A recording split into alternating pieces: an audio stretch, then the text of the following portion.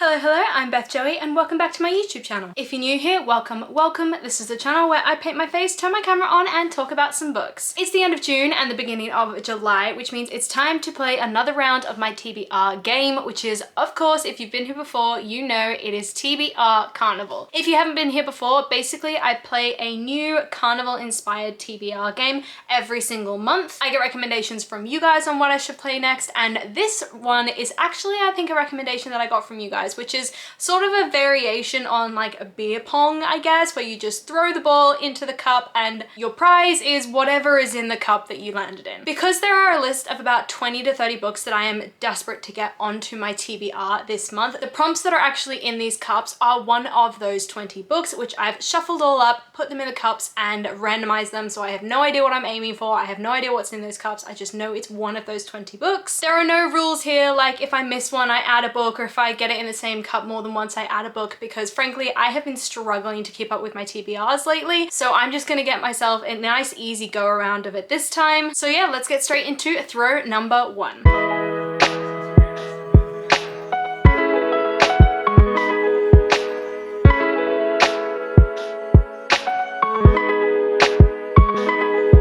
This throw, I got Well That Was Unexpected by Jessie Q. Sutanto. This is actually the second book that I've read by this author. The first was Dial A for Aunties, which I sort of enjoyed. I thought the auntie banter and bickering got a little bit old after a while, so it wasn't quite as comedic as I would have liked, but I am keen to try another book from this author, and this particular copy is an ARC that I actually picked up at Yalk, but the book has well and truly come out now. So as for what this is about, it says Charlotte and George's story starts how all good love stories do. They're catfished by their own parents. Mortified by her mother's matchmaking, Charlotte Citra agrees to one date with George Clooney Tanuwijaya, son of the most famous family in Indonesia. But when the media gets wind of it, things quickly spiral and the two families get swept up in a highly publicized romantic stunt where everyone has a role to play and a secret to keep. Set against the lush backdrop of Indonesia, this outrageously funny fake dating rom-com with a twist has all the glamour of Crazy Rich Asians with the family warmth and swoony romance of Bridgerton. So this came out on the 10th of November 2022, and yeah, I'm keen to give it a go. Let's go for throw number two.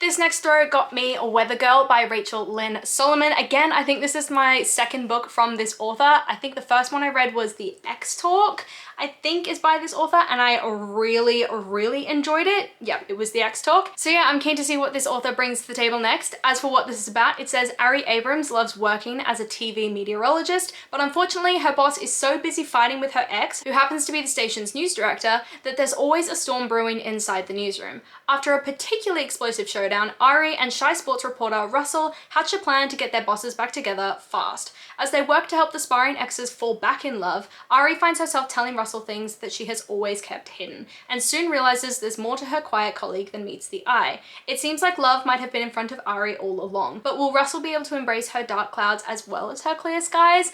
I mean, this sounds like an amazing sort of shy guy, outgoing girl romance, which I love, and I love the sort of forcing the bosses back together aspect of it too. So yeah, I'm keen to give this a go. So let's go straight to throw number three.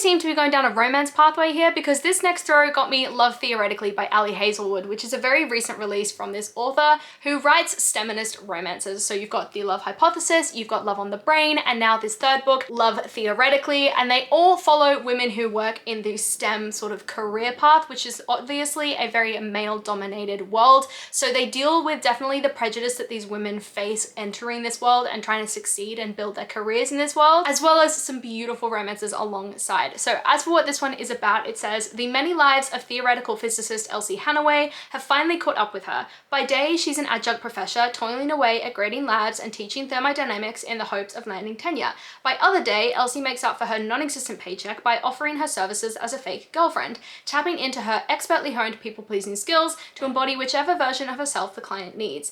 Honestly, it's a pretty sweet gig, until her carefully constructed Elsieverse comes crashing down, because Jack Smith, the annoyingly attractive and arrogant arrogant older brother of her favorite client turns out to be the cold-hearted experimental physicist who ruined her mentor's career and undermined the reputation of theorists everywhere.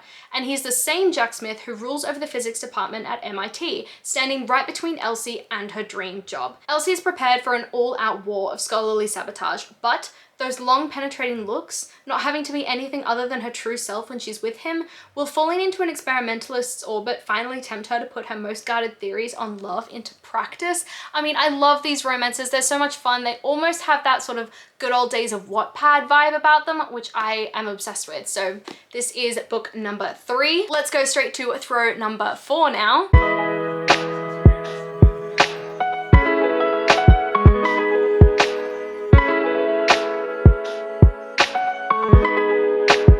This next throw got me The Shadow Cabinet by Juno Dawson, which is the sequel to Her Majesty's Royal Coven by this author. I am obsessed with this series. Ever since I read the first book, which I think I vlogged my experience of, I'll link that down below if you're interested. I just became obsessed with how it dealt with so many very, very important societal issues in this very, very expert way, and in a way that felt like it was really responsibly dealt with as well. As for what this series is about, it follows this coven of witches who became friends very early on in their lives when they were all sort of going through the paces to become a part of Her Majesty's Royal Coven, which is the coven that is kind of prevalent in the UK. However, the story is set a number of years later after many of the girls have gone off in their own separate ways. So you've got a couple of the girls I think have left the coven entirely. You've got one girl who leads up the coven, and you've got the last girl who has left the coven in order to start her own coven called Diaspora, which is supposed to sort of contradict and go against everything that Her Majesty's Royal Coven believes in,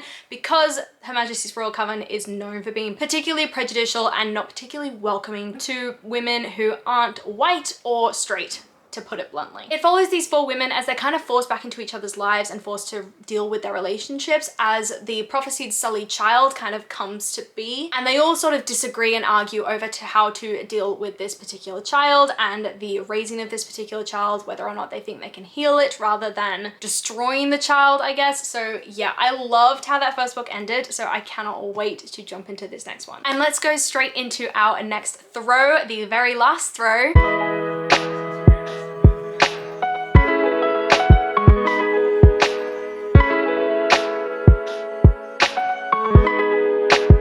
This next throw got me Carrie, Soto is Back by Taylor Jenkins Reid. This is, I think, one of the newer releases from this author, and it's definitely in that world of, like, you know, Seven Husbands of Evelyn Hugo, Daisy Jones and the Six, where all the characters kind of intersect and are all related to each other in some way, or they all appear in each other's books. So for example, Carrie Soto appeared in Malibu Rising. But as for what this particular book is about, it says Carrie Soto is fierce and her determination to win at any cost has not made her popular. But by the time she retires from tennis, she is the best player the world has ever seen. She has shattered every record and claimed 20 slam titles. And if you ask Carrie, she is entitled to every one. She sacrificed nearly everything to become the best, with her father as her coach. Javier, a former champion himself, has trained her since the age of 2.